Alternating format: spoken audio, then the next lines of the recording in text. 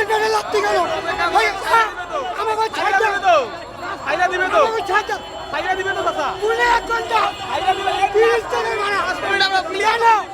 জানি এই বছর একটা বিকু খাইছেন একটা সাইড নিয়ে কথা এই আমাকে মাইয়ালাম এই বছর আমরা চাই না ওই চারিদিকে চাই না এটা কোন ধরনের নীতি এটা কোন ধরনের নীতি হাজার হাজার মানুষ জিম্মি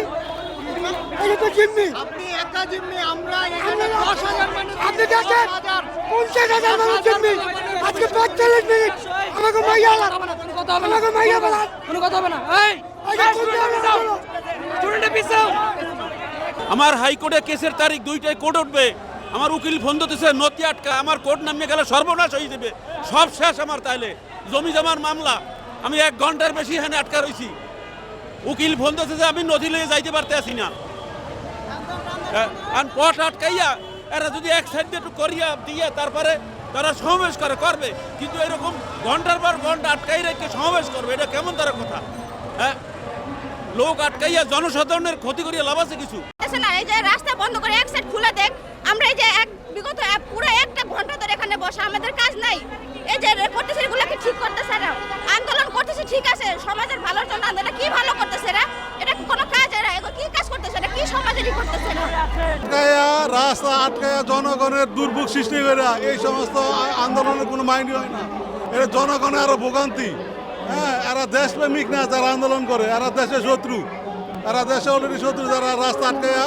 এমনভাবে হাজার হাজার গাড়ির পিছনে হ্যাঁ পুরা একটা ব্যস্ত সড়ক আটকায় আন্দোলন করে এরা জনগণের শত্রু এরা জনগণের কোনোদিন দরিদ্র না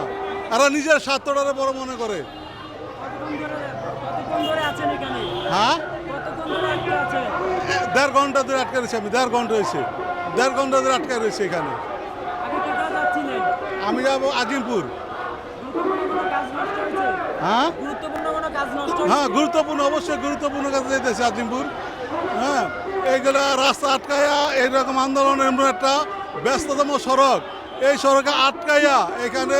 ভেবে মিছিল করার কোনো যুক্তিই নাই মানুষের আমাদের জরুরি কাজ আছে আমরা কিভাবে যাবো